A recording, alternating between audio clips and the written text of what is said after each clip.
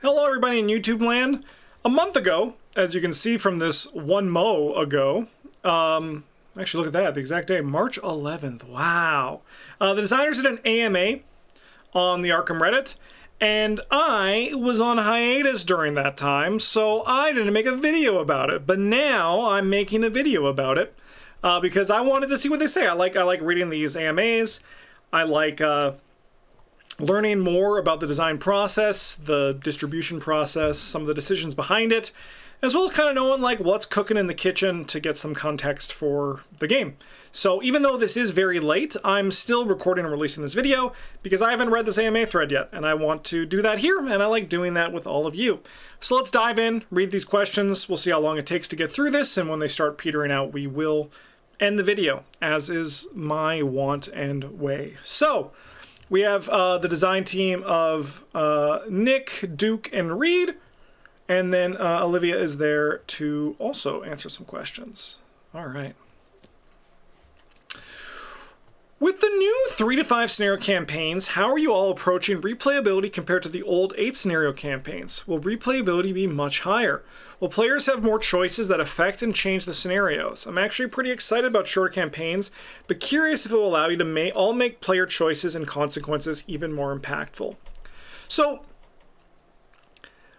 here's the thing. I'm going to just, before I get to answering these questions, I want to talk a little bit about my own thoughts on this question. Because I think it's true for the 3 scenario campaigns. About maybe it's true, but to me the number of scenarios in a campaign does not increase or decrease the replayability. Like, so for example, I'm one of those players who will happily play even just a 4 scenario campaign of Dream Eaters and have a good time with it. Because to me, the replayability comes into the fact of what is happening in the scenarios, right? Like, that's where the replayability is. It's not the amount of scenarios in a campaign, right? The reason why I don't play, I like playing Night of the Zealot, I don't like playing that campaign, is not because there's only 3 scenarios in the campaign. It's because the Gathering is kind of just like non-existent, and the Devourer below is bad. So it's like one of those things that I think the risk of the 3 scenario campaign structure is, what if there's a bad scenario? It kind of just like adds to it. But I think that as a whole, the idea of bad scenarios is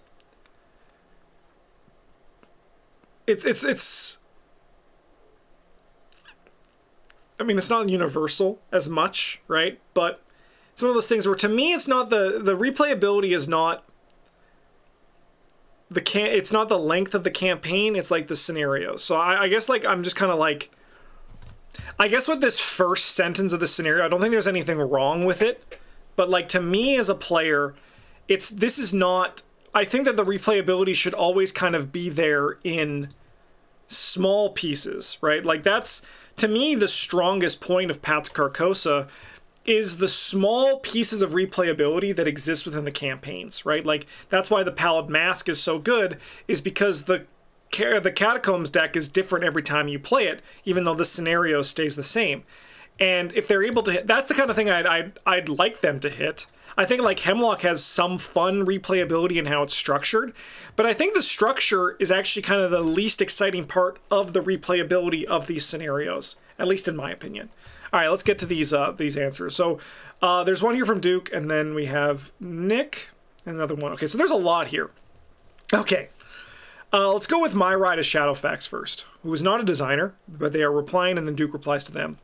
Bouncing off this question, will the campaigns have extra scenarios that you don't necessarily play the first time through? For example, Hemlock Grove and Scarlet Keys have more scenarios than one would play through in a campaign. Yeah, there will be some hidden content or stuff not every player will see in a given run. This is something that I talked about in a video on the channel where it's like, does 3 and 5 mean 3 and 5? Or are they going to explore what it means by 3 and 5, right? And that's what I'm very curious to see in action. All right, so here's Nick's. Hi, so I can speak to this in regards to the shorter campaign, specifically Children of Blood, which is our campaign coming out in the summer. With Children of Blood, I wanted to really give players exciting reasons to play the campaign across multiple difficulties. Your choice in difficulty will alter the campaign in ways we haven't explored in the card game yet up to this point, including locations and enemies you'll only see on easy or on hard. I wanted players to really feel like they were getting a lot of game out of the box, even if it was only 3 scenarios, and this philosophy is shared among all the designers. We're looking at other ways to prioritize replayability in ways that are unique to each campaign product, regardless of size. That's neat. That's neat. I'm curious to see that in action. If they give you a reason to play on hard rather than just like token bag harder, that would be really cool to see. I'm also very curious to see about, like, I read the synopsis on the back of the Children of Blood box, and it really does sound like the scenarios might be able to be played in any order, which also can, this is speculative, there's no actual basis for this. It would be kind of neat if that was the structure for the campaign as well.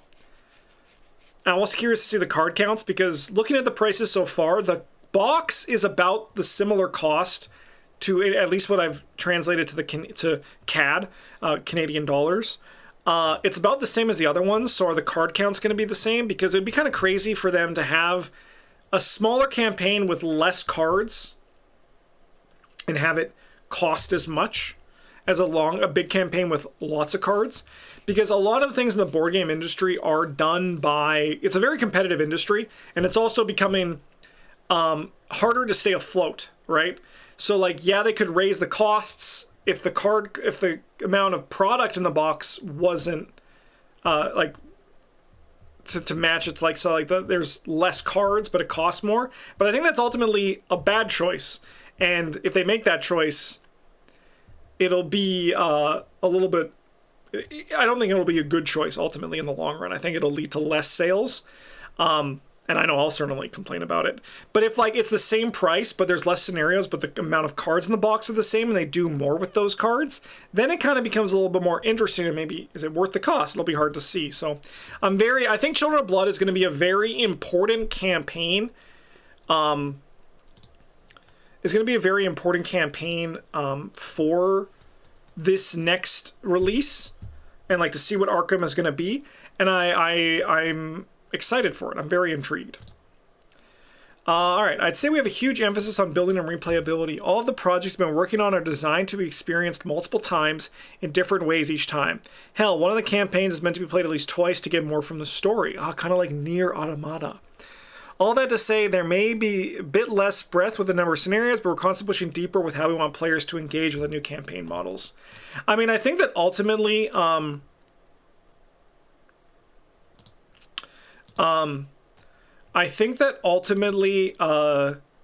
this is a new space for designers to explore, and when designers explore new space, they can make new discoveries and try things out, so I'm very curious to see what that is. Y'all had mentioned you were working on rules to string multiple campaigns together. Any updates or details on that? Thank you. Totally. Initial rules for what we're calling the Epic Campaign Mode will be releasing as part of the Grimoire. This is released as well. The Grimoire has released. I have not read it, but it is released. We've already got more ideas for expanding the customization and tweaking the balance of your future multi-campaign runs, and we're paying close attention to what the community is hoping and asking for on that front, so you expect to continue to evolve in the coming years as we work to give you the tools to make your experience exactly as you want it to be. So this in the Grimoire is pretty bare bones, if I remember correctly. It's you remove all the experienced cards from your deck, and is that it? Like, maybe you lose the trauma? I don't know. I'll have to read what it is again, but it is pretty bare bones right now, so I am curious to see if they do expand on it, because I think it'd be very fun to expand on it. With that said, I do think that the community should take it upon themselves to also potentially make some fun formats for this.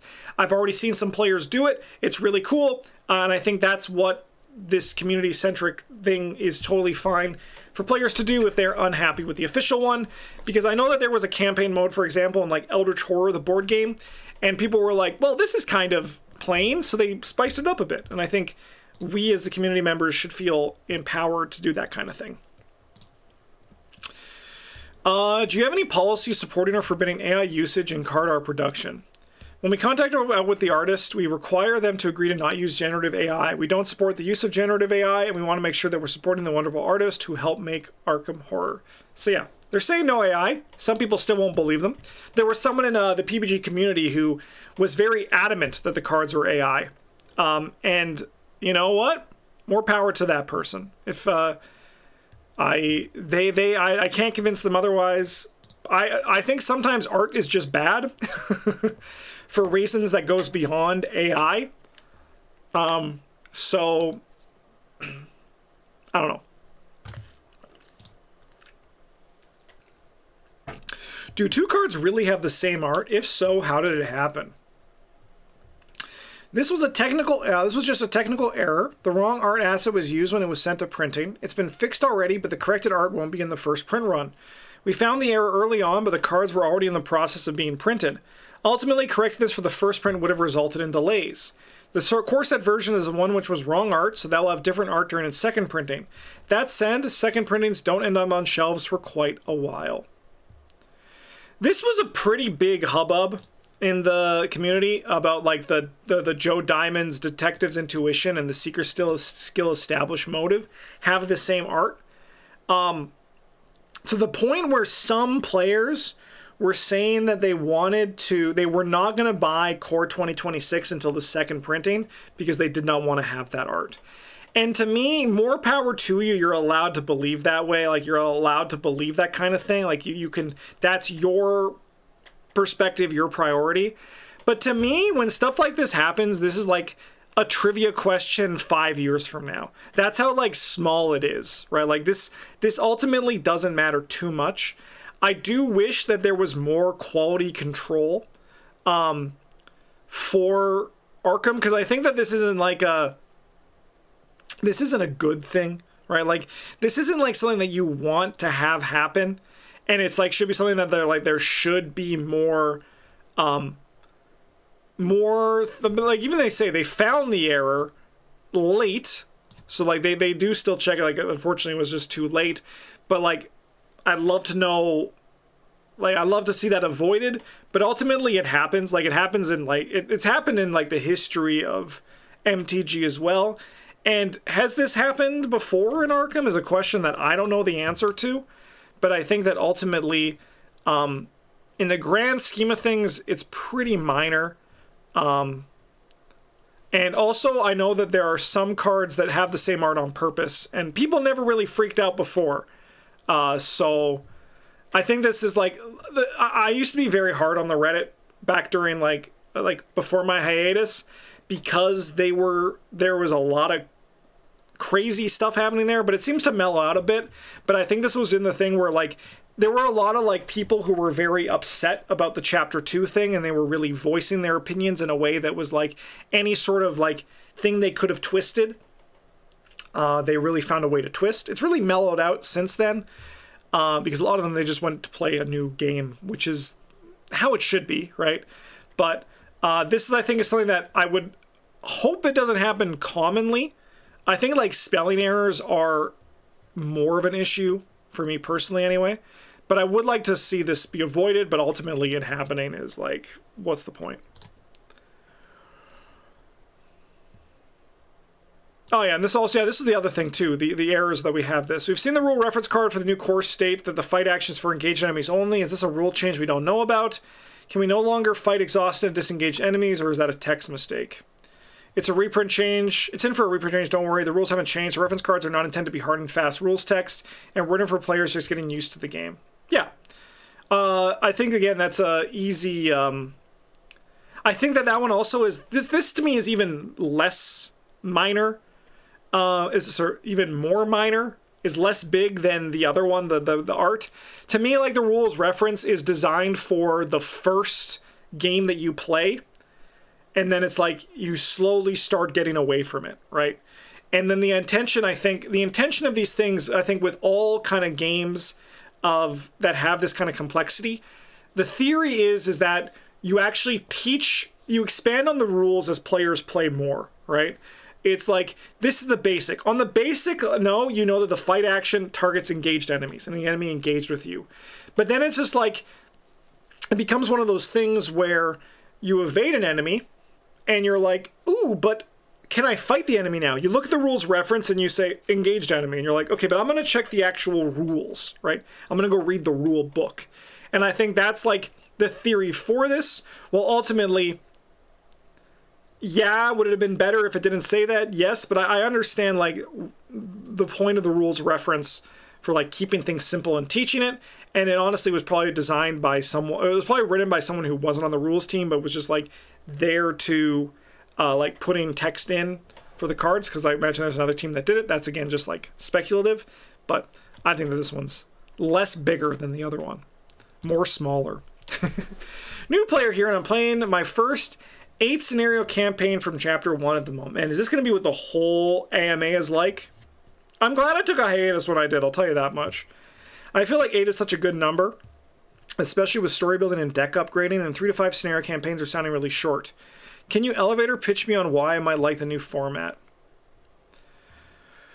I wrote some about this above, but I pitch you this. The latest campaign I worked on is intended to be played more than once. You may not see every scenario in a given run. I'd like to encourage players to play a sort of New Game Plus when they return to the campaign, carrying over experience but taking ultimatums or upping the difficulty level to match their increased power level.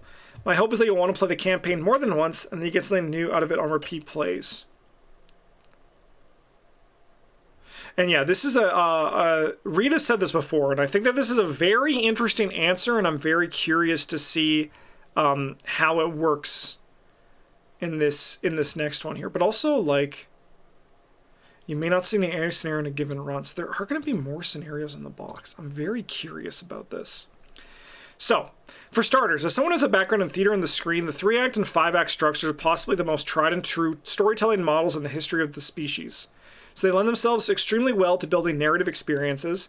The fact that we're able to commit more cards per box to each scenario also lets us dig deeper, making scenarios that have more nuance, replayability, variability, etc., etc. And not to mention your playgroup doesn't have to commit to 2 months of regular sessions just to get through a campaign. If you'd like to anime, we're really prioritizing replay value in these new format campaigns such that you'll hopefully wrap up your first run and be excited to jump back in straight away and experience all the new and different aspects to it that a different path through the story might provide. Finally, part of that expanded card count and new flexibility is the fact that those numbers, 3 and 5, definitely have some wriggle room.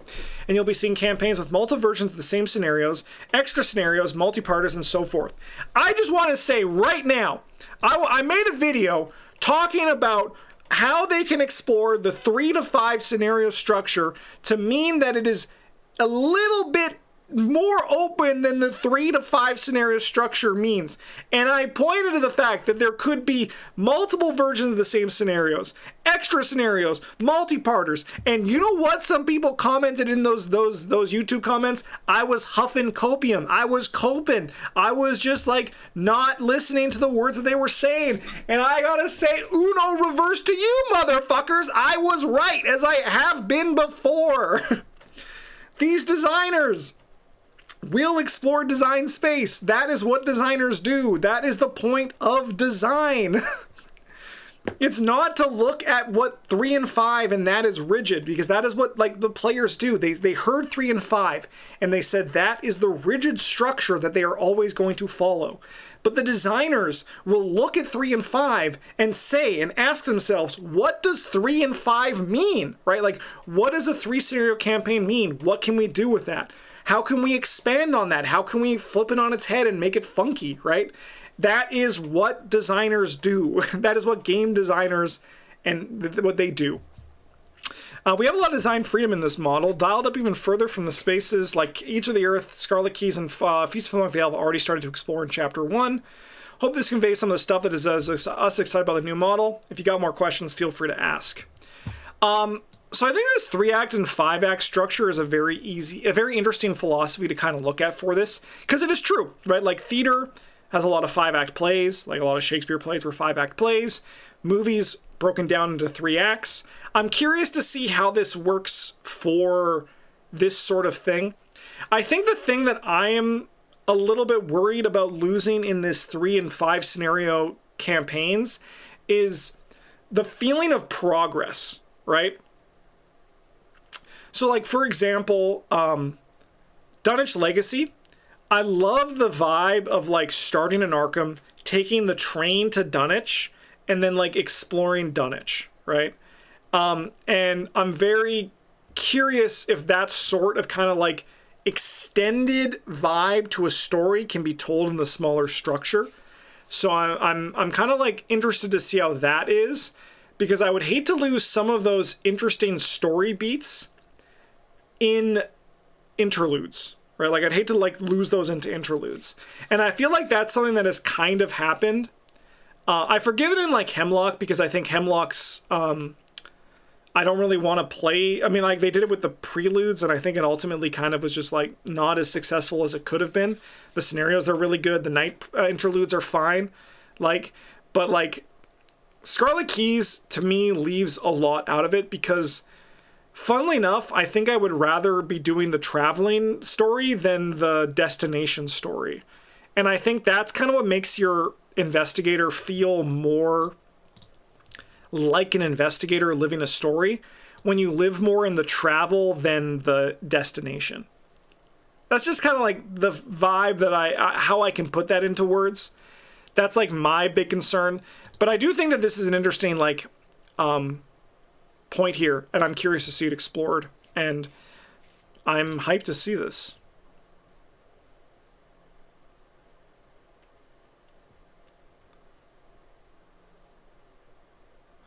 This motherfucker's really explaining the 3-act structure. This mother's really trying to just say that the 3-act structure doesn't exist. The 3-act structure still exists in episodes of TV. It's just like told in each episode. Seriously though, where's the footwear slot? Oh, it was on the list for the new core and it wound up getting cut. Doesn't mean we might not explore it someday though. We might be able to get feet slot. Let's go. Will there ever be longer campaigns again? Oh, here we go. I'm excited for Chapter 2, but I'm worried I will miss the engagement that naturally comes with the characters and choices in longer campaigns. Longer campaigns have never left our list of ideas, and the design team would definitely like to put more out in the future. But there are only so many hours in the day, and we're already working so hard on all the new product types and the extra cards per year in the new model, that it would be pretty tough to squeeze anything else in addition to stuff we already have on schedule. For the time being, we're mostly excited to explore all the new cool design and narrative space that shorter, denser campaigns offer us, and to see all the interesting ins and outs of the new model. Not to mention developing epic campaign mode and giving the game strong, flushed out, established set of rules for stringing multiple campaigns together, but the possibility of longer campaigns is anything but gone. It's a pretty solid answer to say that they are adaptive and they will continue to explore the format for as long as the game allows it and it stays profitable. So I think that's an answer that should say that long campaigns are never gone, but they're not just in the current plans for it. What was the thought process behind making Jim a player card as opposed to giving the same card any other name? We definitely wanted to explore the possibility of investigators returning as allies in Chapter 2, and Jim seemed like a great fit. He was originally planned in Marie's deck, but he wound up in the core instead. So this is something that I've actually asked for a while. I wanted to have allies as investigators. Investigators as allies. And you know what? I'd even love to see allies as investigators. Because it's one of those things where I think that it's fun. It adds the flavor. It adds like texture to the world. It makes it more believable. Now you could take like Marie and Jim together while not forcing everyone in your group to play Mystic, right? Like you could have like Marie, Jim, and then like Zoe Samaras is there being like stabbing someone with a knife. Like that's really cool. What if we plan on combining the chapters? Are we bad people? No, I'm going to answer this person's question right now. You just can't play Jim and Jim. And if you wanted to do that, you can break the rules if you want. Like I think you immediately leave I've said this before. As soon as you start like house ruling, you immediately leave like the conversation of when it comes to like actual discussion about the game, right? Because you're no longer like following the rules, but you're able to do it. It's like why when we had that, we were going to do the hand-me-down deck, and we were going to give Mandy Thompson a Lucky Cigarette Case 3, right, in her deck. You legally can't do that. So like that deck would not be out like would not be there for discussion, but you as a player are allowed to do what you want.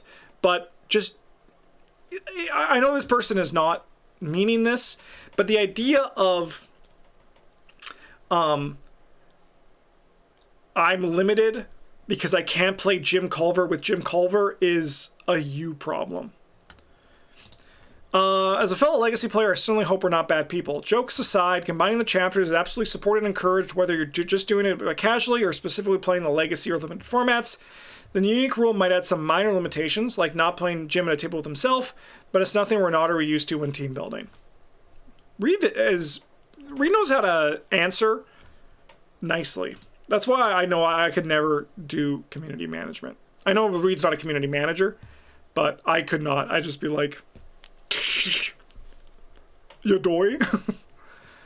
What changes, updates being introduced in the new core set do you think will resonate with longtime players? This is a great question. The mechanical element that I'm really excited about, and that has made writing cards a bit easier and clearer, is the skill type designators we've added after bold action abilities. It allows us to simply convey which skill is being tested without adding extra caveats or wording. I hope you all find it helpful too. I think this is a good answer because I think that honestly was the thing most people were most excited about for longtime players, was seeing like, oh my god, the M1911 now says fight with a fist. The hammerless says fight with foot without having to put it all into text. That's crazy. When the reality is it actually is very small. But I do think that that is actually a very big addition for longtime players. Can we talk about the wide variance in artwork in Chapter 2 and the deviation from the Chapter 1 style? I know there are many contributing artists, what direction they receive and what kind of QA revision process exists. Some art is amazing, like Quickshot. Okay, well, let's see Quickshot. Well, Quickshot's, first of all, not in Chapter 2. So I think you, unfortunately, are a little bit cooked. Quickshot is unfortunately not in Chapter 2, and this is old-ass art as well. Or expresses horror emotions without being graphic, like Dr. Henry. Much, not all of the new art feels cartoony, not meant for the game with horror in the title and rushed with digital tools. How much of this is intentional artistic decision? So this is something that happens in Magic a lot. Where people say that because the art is digital art, it's worse than the art that was painted. But the reality is a lot of art that people say is good is done digitally. I think what people want to say is just that you could just say it, the art is bad. You don't need to blame the medium that people work on. Digital tools are now, I mean, obviously different than physical tools, but like an artist painting digitally or an artist painting on canvas is not going to do too much to change it.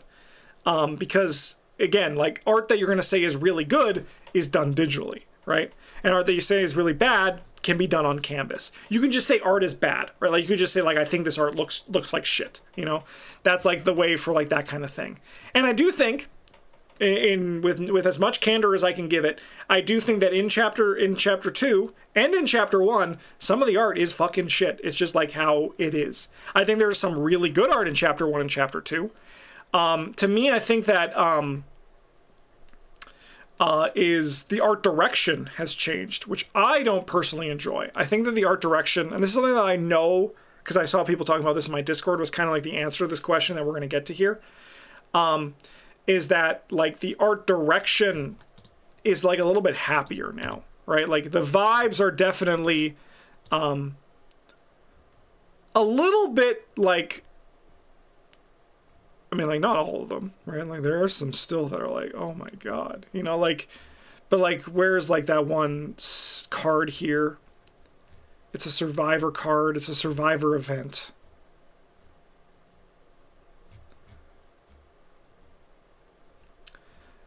Yeah, like this one, right? Like, this is like just, I think, too happy of an art for my personal preference.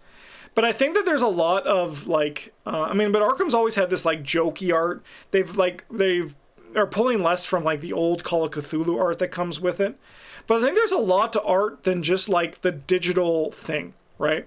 Like there's also the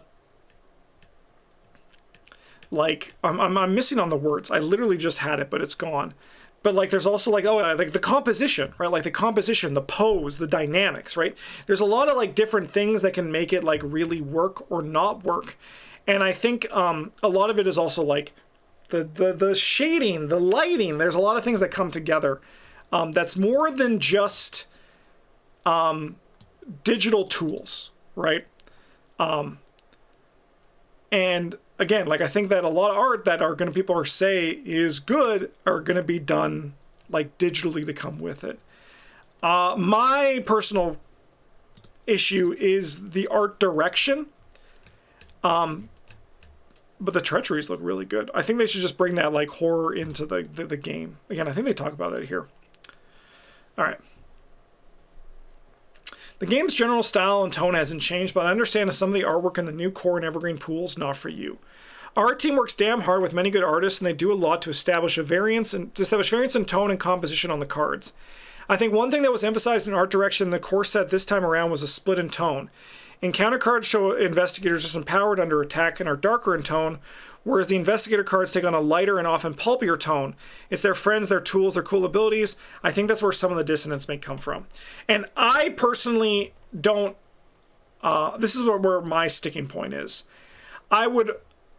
Like, I understand, like, the pulpier vibe. And, like, again, you want to show, like, the allies, the teamwork, that kind of stuff, right? Like Marcus, he makes sense. He's the benefactor. This is a very similar piece of art to Madame Lebranche, opening the door for you to come into her place as well, right? Like, it's the same sort of vibe.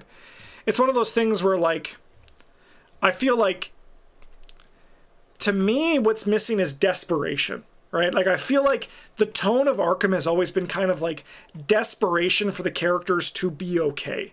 And to me, that's what's missing. But that's just like my own preference. Like, this art direction thing totally makes sense.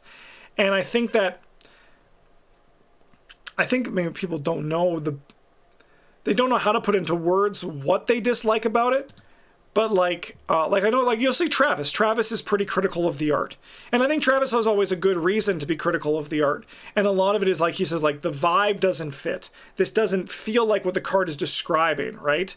And, like, that's the kind of thing where, I mean, apart from, where is him? This guy, this one kind of got away from them. I love this guy, though. Like, it's, like, also, like, I love to kind of, like, embrace the art that I do find, to me, was a miss, right? But then there's also, like, I think really good pieces of art. Like, I think Jim looks great. I think that, like, yeah, like Daniel Jameson, like, this to me, like, he is kind of just, it has kind of that, like, heavier tone to it. And that's my own personal preference for that kind of thing. But I would wager that this is, like, even this guy, like, this is a nice piece of art. And I'm pretty sure this was done digitally, right? So it's like, it's one of those things where, like, the digital art isn't the thing. I think it's just, like, I think it's just sometimes art is bad. And we're allowed to say art is bad. We're allowed to say that. Because there are some. Like, I think that Dorothy Simmons, like, she looks like she's floating on this bench. She doesn't look like she's living in this piece, right? Like, she doesn't look like she's in it, right? While Bodyguard, he looks like he's here, right? Daniel Jameson looks like he's living in this piece, right? This guy, he doesn't look like he's living in this piece. Right, like, again, he's out of it. Like, that's like where I come in, from these kind of perspectives. Art's complicated, and I'd like to pretend I know how to talk about it, but I like to know, at least feel confidence that I know to talk about it more than just it digital, it bad. I'm wondering how the decision was made that some of the Gators would be pulpier in tone. Did focus groups direct customer feedback inform some of the business decisions that Gator could...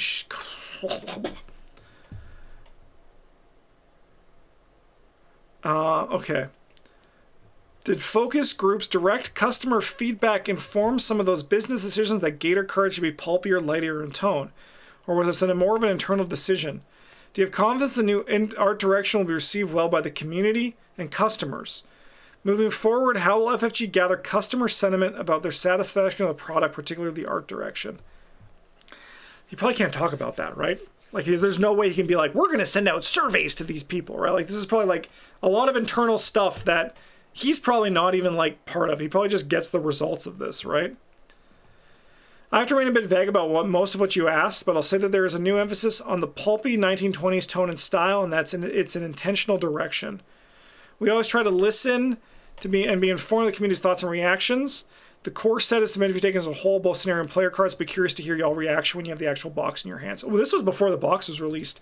I will also say some of these cards, even perception, all the way down here. I know the alphabet. Even perception actually looks good when you actually have the card in your hand. Like when you're like just like going like this. When the card's not like, when the art isn't like a foot away from your face, but like down over here, like 2 feet away, suddenly it reads a lot better. It's crazy how it works. I was talking to Travis and Brent about that too.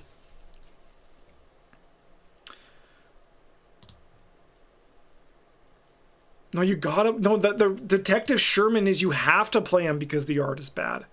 That's what makes him so good. He's the mascot of PBG now. I love this guy. He looks so off.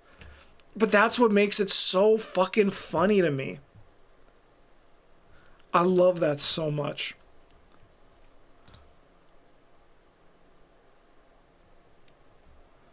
Okay. Let's read this. Will there ever be plans to get older content via print on demand? They're going to ask this on like every AMA until the universe dies, right? We absolutely want to find a way to get Chapter 1 content back out to players in the future, and I know folks all up and down the chain at FFG have been looking into it since Chapter 2 was even announced. Obviously, we can't talk about specifics or guarantee we'll be successful in finding a solution, but we definitely share a desire to get all that good classic material out into the world without returning the difficulties the old model posed for distributors and stores. My prediction... he is looking for Curious George. In my prediction, in 3 or 4 years, there is going to be a Chapter 1 Kickstarter box. That's my guess. Yeah, crowdfunding. Regal Games, you know it. They did not answer this question. Did you answer this question? No, that was Delorded. Now that Investigator and campaign products are truly divorced from each other, could we see Investigator card products that revolve around a shared mechanic? For example, a box that focuses on Blessed Curse, the tarot card deck from the Return to Circle Undone, or Swinging for the Fence here, a pack that introduced a bunch of allies and ally-focused cards with a mechanic like Edge of the Earth or Feast of Hemlock Vale. The advanced signature cards and weaknesses from the Parallel Investigators, another neat mechanic for those who want optic complexity. I think this would be cool, and I hope they do this with the boxes where they're like focused on mechanics and stuff like that. I think that would be really neat. You've hit the nail on the head, and using these self-contained products to dive deeply into a specific mechanic or archetype is absolutely something we've been wanting to do in the new release model. Deck building expansions in particular are the space for this, as the bigger Investigator expansions tend to span multiple mechanics and concepts to support their included Investigators and large card count, but in both cases, those thorough mechanical explorations are a big part of what we think about when starting work on one of those products. I think getting the deck building expansions are going to be very exciting. Just like a surge of new cards in one of the quarters is going to be fucking sick. It's going to be fucking sick. Will the new shorter campaigns be designed similar to Scarlet Keys and Hemlock Vale, such that there might be more than 3 to 5 scenarios in a box, but the campaign only has players playing 3 or 5 of the scenarios? Yeah, campaign might have a secret finale, for instance, or scenarios that are different depending on choices you made or the path you're on in the campaign. There's a campaign I've worked on recently that has multiple different paths that change your experience on the campaign each time you play. Cool, exciting, neat, fun. And you know what we as a community can do? We can design, we can look at this, and if people really want an 8 scenario campaign, we can see if we can extend these ideas to be longer. And if no one wants to do this and no one wants to play it, maybe the campaign was just 5 or 3 or 5, right? So I've said that we aren't seeing more player cards this year. I'm not, because we've gotten so many player cards. I need a break from like trying to internalize new player cards. As someone who plays true solo, only one investigator, how do you take true solo into account when designing and balancing the game? Are there any additional rules or recommendations you would give to try to solo players? Or do you not design around true solo and recommend two-handed, 2 investigators as the best way to play solo? Time Roller, 77 months, the Golden Table, thank you for your support. Thanks for answering our questions, and sorry if this is awkward phrasing. English is not my first language. We think about true solo all the time while designing. Being aware of how a player card will scale based on player count, and if it does so too much, is something that comes up with most of our design meetings. And we're always crunching the numbers on scenarios and testing at all player counts to make sure they're not too harsh on true solo action limitations or too easy for a large group.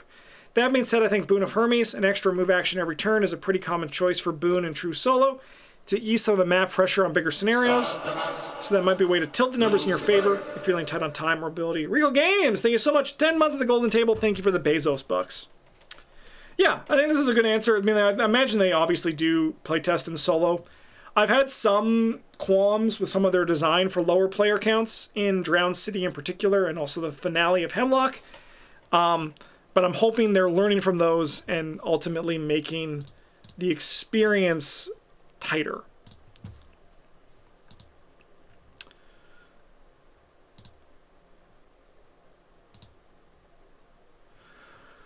What considerations go into deciding which investigator should become rotating or evergreen in the new format? Some of the evergreen investigators seem to focus on areas that are outside the traditional color pie, such as Carolyn's focus on healing horror not being that much of a shared seeker thing. What? I mean, yeah, if you look at the vacuum of just Chapter 1, this is true, but if you're looking at Chapter 2, it is the thing. There's so much horror healing now. Do these represent changes to the core investigator class identities of the new edition? We ultimately chose the 10 investigators we were most excited to have represent the face of the classes going into Chapter 2. Regarding the color pie, we also made some shifts for what each class has as its strengths and weaknesses. Not big shifts, but Seeker getting less movement and more healing is a good example of that. Horror healing, specifically. Ultimately, we're very happy with the classes have landed. I agree. I think the classes are looking really nice. I think the changes are really, really nice. I like Survivor getting a bit more movement. I think that'll make up for their kind of worst draw. I think they did a really good job with the color pie going in. It feels a lot healthier right now.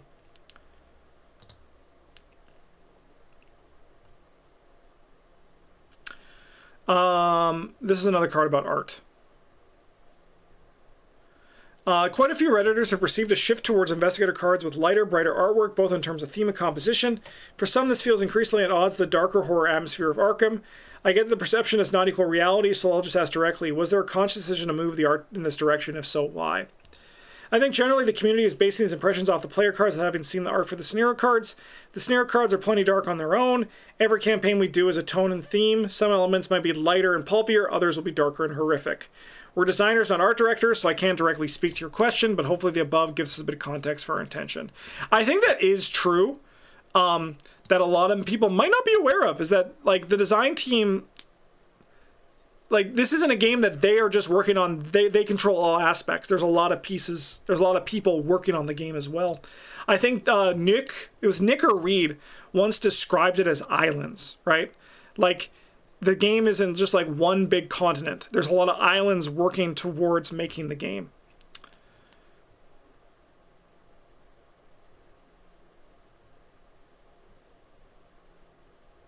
I'm going to be real. I know I shouldn't say it. It's too judgmental. I'll say it anyway, just for a little fun. I mean, I write like this. I write like this. This is how I write. But I don't like when people write like this. And I do it. But there's something about it where I'm just like, you're trying to trick me. There's something about it where I'm like, you're sneaky. Maybe it's something I got to sort through. Maybe I don't trust myself. Oh, more art. Compared to earlier cycles, some recent illustrations feel simpler with more object-focused art and fewer complex character scenes, and sometimes a less detailed finish. Was this an intentional shift in art direction, or result of production limitations?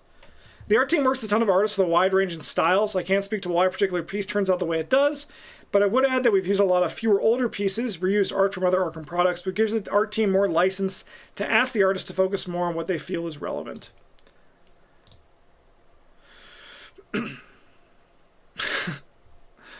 Another art question. Following the release of the Chapter 2 card spoilers, some members of the community have noticed a change in the aesthetic tone of illustrations, which is less sinister cosmic horror and more cheerful and comical with some exceptions. Is this an intentional change in artistic direction to lighten the tone, or is it a mere coincidence? Alright! Alrighty, I'm sure you even asked this before, but considering how, I mean, I like how they didn't ask this for the first one. I'm sure you even asked this before, but considering how important the length of campaigns is to many of us in terms of establishing a connection with the investigators and the narrative, is the team open to the possibility of not limiting the length of long campaigns to 5 scenarios? In other words, are exceptions possible? Thanks in advance and best regards. I answered a bit on this above, but I'll say it here. There's a tonal divide between player cards and scenario box in the box. Though I don't know, I'll wait for Mystics before you write it off as too bright. Yeah, the Mystics are... I like the Mystic art. We shoot to have the treacheries be dark and menacing, but we have a shot for bright or cool or pulpy tones for the player cards. There are always exceptions, always, except when there aren't. Yeah, so just basically like never say never, brother. There's a chance for anything. With the chance to reset things in Chapter 2, what changes are you most excited about? Which graphical, syntax, or rules cleanup? Which correction or adjustment to a class's identity? Which problematic cards to no longer design around? Oh, I know Duke is thrilled to be able to design parlay cards without having to balance around 5 and close. I think it might be the biggest example of a card warping the design space for a specific mechanic that we've ever had in Arkham. Aside from that, I came onto the team after most of the syntax updates were already long finished, but from a player's perspective, I was enormously pleased to see so much streamlining, improved formatting, stuff like that. And I got to be involved in our new rework of As If, which should hopefully at long last give players less of a headache whenever they're trying to use it.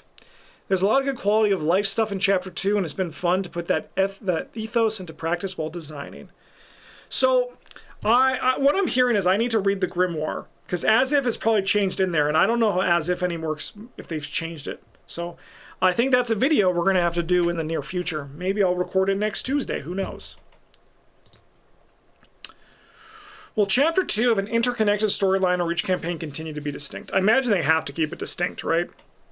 Each campaign in Standalone is going to continue to remain a complete story on its own, which doesn't require you to play any of the other products to get the full experience, and which can be freely played in any order or combination.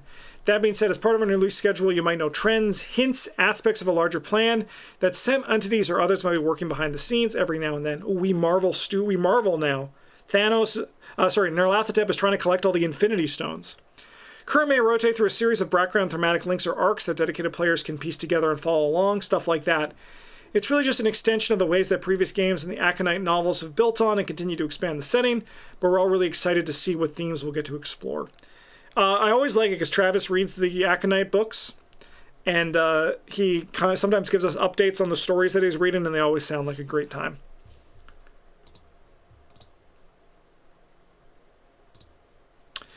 If, when we finally get a Bunny Rabbit card, what class do you think we'll see a Bunny Rabbit in? That's funny. Absolutely Mystic. Dexter needs to pull a rabbit out of his hat. Designing this card right now. I'll see if I can get Nick and Reed on board. That's funny. Surprising they didn't taboo Fine Clothes sooner. I agree. It is a little bit surprising. Any plans to take it to the digital format? Okay. What theme setting that hasn't been explored yet would you be on top of your list to bring to Arkham Horror? I'm very curious about this one. Space. I think the mythos is weird sci-fi, so interesting and has been less explored than the more fantasy or pure horror-focused areas. So I'm always keeping an eye out for a chance to drink some space meat and ride a Byakuya out to Pluto in the Arkham story. That would be really fun. That's really cool. I've been hankering for some weird science and alchemy personally, and Egypt. I hope we can get back to Egypt sometime. That would be really cool as well. Thank you for all your work. This game has achieved legendary status while still being actively developed. Are there any mechanisms you explored for either campaign or player cards that you were unable to get working properly? Able to share any? I'm a firm believer that no mechanic is ever really dead. Yes, that makes sense. They're all waiting for the proper time and development to be brought forward. If they don't work for a product, we simply set them aside to consider for the future. However, one example I can give is for the Drowned City campaign. We originally planned this campaign to be a much more of an open-world experience that was delivered in the final product. We designed and tested a more robust exploration, Metroidvania-style campaign for multiple months. Hey, Sharkboy, thank you so much for 34 months at the Golden Table. With a 100 Doom super agenda, for lack of a better term, that would track your progress as you wandered the rising city of Rilia. After getting a ways through testing, however, this format was determined to be unwieldy and unrealistic, and we decided to take what we had and reformat it for the version of the campaign that was the final product. Do I think we could still do an open world style like that? I think so, but given the lessons we learned in the development of the Drowned City, it is a tall ask. I think the scope like this would be much better for like a custom environment where there's no limitations when it comes to printing or money involved. I think that'd be really cool to see from like a custom standpoint. That is very cool though. Since a lot of the most famous Lovecraft works have been done in Chapter 1, where are we headed story and enemy-wise in Chapter 2? Are there any thoughts of redoing some of the previous stories and enemies in a different way? My hope is yes. My hope is they do, like, revisit in, like, cameos, like, again, like the machinations that was described earlier, or, like, standalones is a good place. It's like, you can just, like, here's Haster, you know? I think that could be fun. Well, I have to admit, the H-Man lives rent-free in my mind. I'd love to explore more of his source material and vibes for a future product. Even if Path to Carcosa is one hell of an act to follow, and I think we could absolutely go back to Dunwich or Innsmouth and see sides of those places their first visits never touched on. That being said, I have a complete works of Lovecraft, a complete works of Clark Ashton Smith, a pile of other short story collections from authors like Frank Belknap Long and Robert Chambers, etc., all sitting on my desk, and we barely scratched the surface of the interesting ideas that are left to draw on from there. The mythos are vast, the ARKHAM Files setting even more so they've got plenty of material left to hit for the first time. I think that's a good answer as well. I think this is kind of what I hope as well, right? Like, exploring everything in the mythos, not just Lovecraft, but I think still giving, like, cameos and, like, respect and, like, pop-ups or, like, references to the other guys. It's like how when, like, the Eye of Gadanathoa, which I love saying that way because people get mad when I say it that way, being an item. I think that would be really cool. Question to all. From Chapter 1, which is your favorite campaign and why? That's a tough one. There's stuff I love about all of them, so my favorite jostles around pretty frequently, but I think Path to Carcosa and Feast on Hemlock Vale tend to be on the top more often than not. I think they just explore such an interesting design space. I mean, those are my two favorites, so great minds. I think my overall favorite is Shit of the Years, but for right now, for the moment, I say The Forgotten Age. Another great campaign. The Innsmouth Conspiracy is probably mine, and not just because it was the first thing I had to work on. Innsmouth is also very good campaign. There's a lot of good campaigns in Arkham, was what I'm learning. Dunwich Legacy was my first, so a lot of great memories from learning the game for the first time with a group of friends. I mean, Dunwich has a lot of nostalgia for it as well. This is a fun little joke. This user I apparently blocked. Thank you for all your improvements to the Chapter 2 core set. You had addressed all the little complaints I had about the old core. Thank you. I can speak as a fan of the game from day one. I opened the original core set and saw the location connection icons and immediately went out to buy stuff from a hobby store to make location connectors. When we conceived the core box, we asked ourselves, what would we want from the core set? Nice. That is cool. Oh, what was the thought process behind the design of Marcus Sangstack Zero? The math on the card does not add up. It ends up making you lose resources almost every time you play it. This is a great follow-up.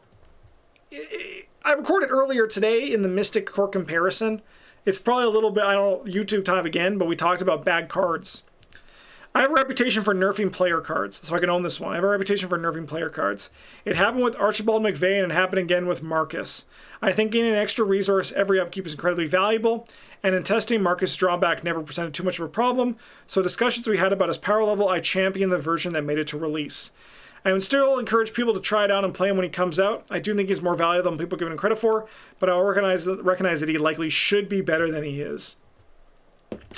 So I understand the thought, because I played Marcus. No, I never played Marcus once, but I have built one rogue deck with the new cards, and I never failed a test with that deck.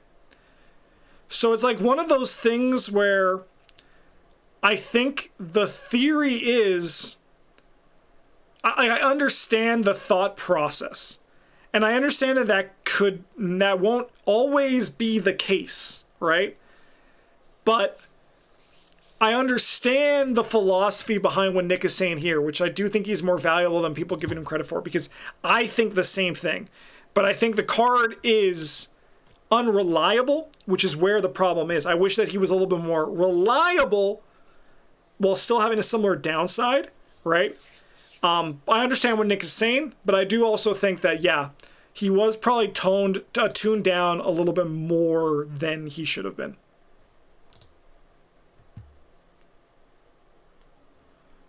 Don't talk like that.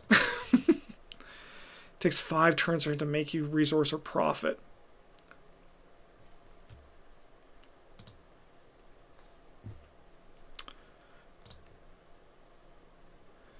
No motorcycle can't call things. Any fun stories that led to the decision to have Izzy finally be found to become an investigator? That is a fun question. This is actually an offhand comment by someone in a large meeting long before any Chapter 2 design started. We could have something happen to Jenny and Isabel is now the new investigator, and everyone involved in the meeting thought of exactly the kind of change that would make Chapter 2 fresh and exciting. And I agree. I think it's very cool.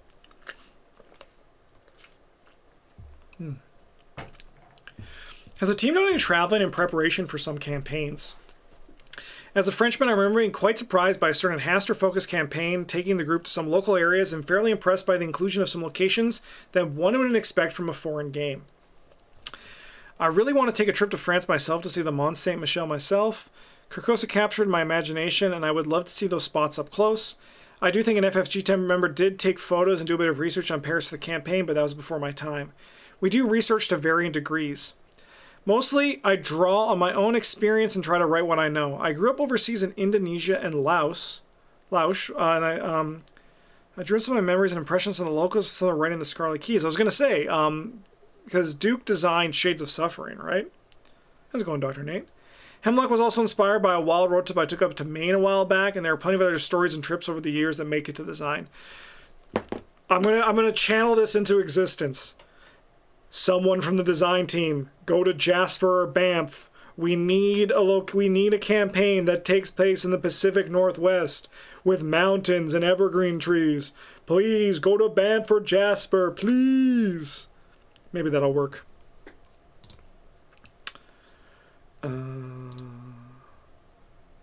New rogue cards designed to generate resources feel underpowered compared to emergency cash. Fame, Marcus, what am I missing here? Maybe some resources. Are you crazy? We got one of the strongest resource cards in the game, and maybe this was out before this card was spoiled. Have you guys seen this? This card's nuts. It's insane. Alaska's Pacific and Northwest? No, it is, but it isn't. It is, but it isn't. We gotta go to Alberta, Vancouver area. That's what I want. Or my spell didn't work. Many preview Chapter 2 version of cards have additional abilities not found in their Chapter 1 counterparts. Does this reflect Chapter 1 cards becoming obsolete in Chapter 2? What will still be usable? Oh, the modified reprints. But I still don't know what I think about these modified reprints. I'm not really hot on them. The cards that return in a changed form are called modified reprints. Their specific rules are contained in the Grimoire, which I should read. Okay, we'll read the Grimoire. We'll read that soon. But essentially, if a card is both a Chapter 1 version and a modified reprint Chapter 2 version, you have to choose which you can include in your deck rather than mixing and matching. But those cards are the only examples that aren't fully compatible and backwards and forwards between 2 chapters. Everything else in your collection can be used freely. Yeah, it's pretty minor. Hello, thank you for working on this game. I'm sure everyone loves it. We want nothing more than to keep playing the new content for at least another 10 years now for the questions. Would you consider including the 3 scenario and 5 scenario campaigns official ways to add standalone scenarios without throwing off the balance of the campaign like it happened in Scarlet Keys? That's a cool one. Would you consider designing standalones that tie directly into campaigns, like was the case for Fortune of Folly with again in the future? Feels to me like it go very well together with the shorter campaigns. I think those are some good questions.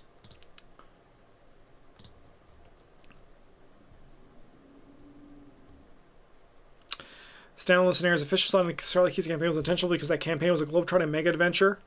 I wasn't here for the design of Scarlet Keys, but it just seems to make sense. I don't think we should do something like that again unless the campaign structure specifically made sense to do so. So that was one thing I really liked about Dark Matter, was like going to the memory room, the custom campaign. But I think that this could be something that could be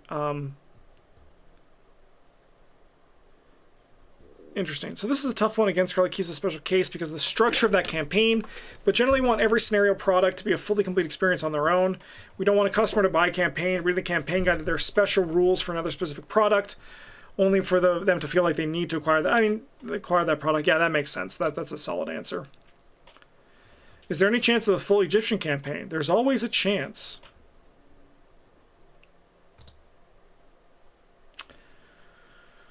Have you ever considered making an expansion with cards that can only be used in true solo? Ideally, we want as many cards to be as close to equally viable across all player counts. We have a handful of cards that are limited player count and player counter format, and slightly less limited number of cards that are just ineffective in certain player counts, most often true solo. But designing a card with single player only as a line of game text is not out of the realm of feasibility. I think, however, we want to do that unless the design and theme of the card lend itself to that sort of restriction.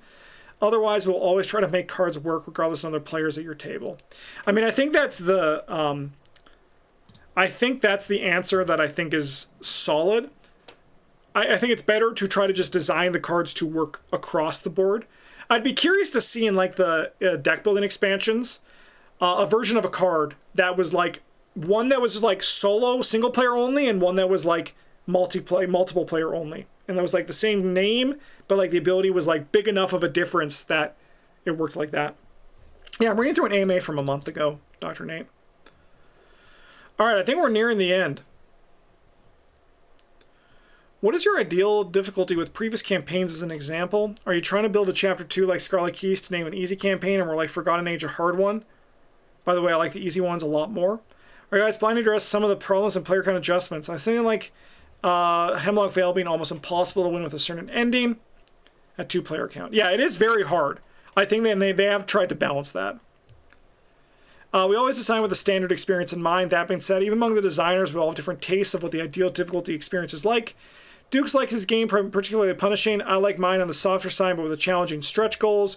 Reed lands somewhere between the two of us. Also, we believe this is important for the products to feel distinct and not just tonally and mechanically, but also in difficulty. However, we do all agree that standard should feel like standard, even if what standard feels like varies a bit from one to another. This is actually this is why I like these AMAs, because this makes so much sense with Murder at the Excelsior Hotel. Because it's kind of like, you can see that it's a softer thing, but it's very thematic, right? And you can see that kind of stretch here. We all agree that player count should not be a requirement to achieving victory in a scenario or campaign. We have discussions all the time about what a scenario asks of players and how feasible those objectives are at all player counts. We have gotten better at these discussions and assessments the more we have designed products. I do think that the scaling for players has been a little bit weaker in some of the recent stuff, especially the finales. Like Drowned City is very easy already, because it's like the more XP you get in a campaign and the more players, just the easier it's going to get. Because in like, say you get 60 XP in a single player campaign, that's 60 XP. But now there's 3 players, that's 180 XP, right? That's a lot of XP that the game is just not able to keep up with. It's tough. It's that balance is very tough, though.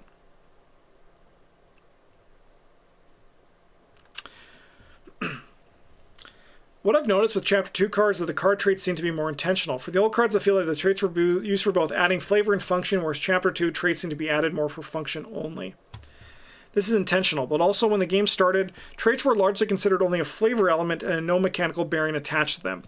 This slowly changed as the years went on, with traits becoming more and more mechanically relevant as time went on until we got to the Drowned City with specialist cards. We've carried a lot of those design sensibilities regarding traits and the role they can play in mechanical design forward into Chapter 2. Cool answer. We're going to read one more response here. What card are you most proud of? This is a good one.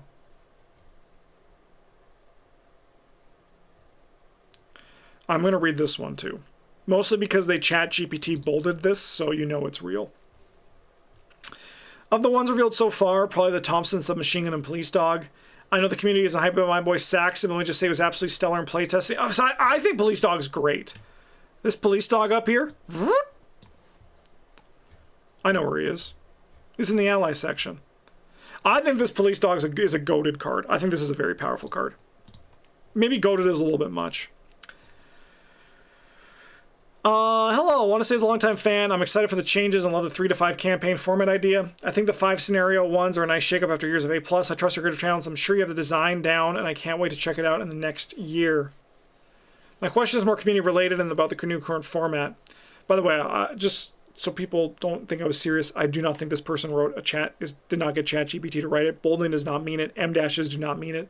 Open your eyes, people. It's blending in with us in ways you don't expect. It's not the obvious signs anymore. I am ChatGPT. In 2 to 3 years for a cycle to stay current and supported. I think that also means 2 to 3 years in print. I'm sure you've had a mad scramble to get any Chapter 1 product that's out of print. I'm sure you've seen the mad scramble to get any Chapter 1 product that's out of print. This Chapter 2 current format creates a new type of scarcity that will probably lead to scalping, similar to what's happening in Chapter 1. I don't think it will. Will there be a larger printed distributed quantity of current cycles that when what was printed in the past to lessen the blow of scalping? I don't think this game is big enough to be scalpable. I understand that in Chapter 1 the prices went up, but that's because those were out of print. Right now, like I know the Investigator starter decks, but when the print run happens for Children of Blood,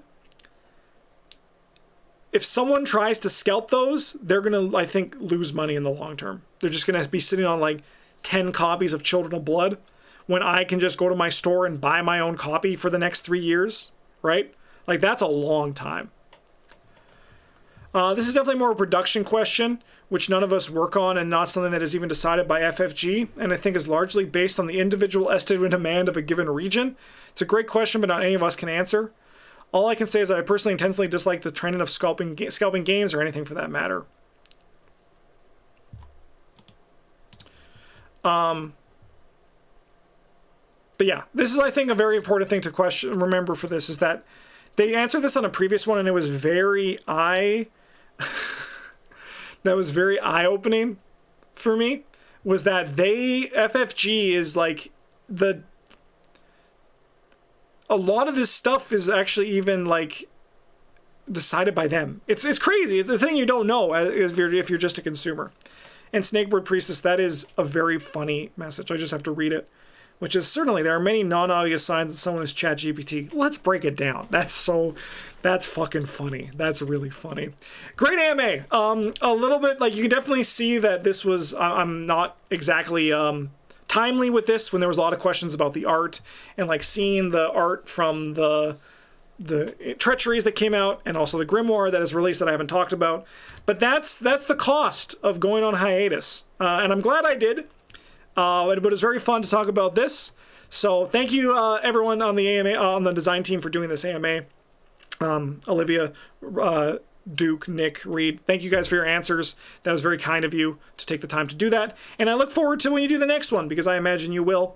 In the meantime, thank you so much for watching, everybody. Hope you enjoyed this video. If you want to support, like, comment, subscribe, all that beautiful stuff that, you know, I love when you guys do it. If you want to go above and beyond, you can join the Patreon, which is down in the video description, and then you can join all the names over here. Have a great one. Thanks for watching, and as always, GG's.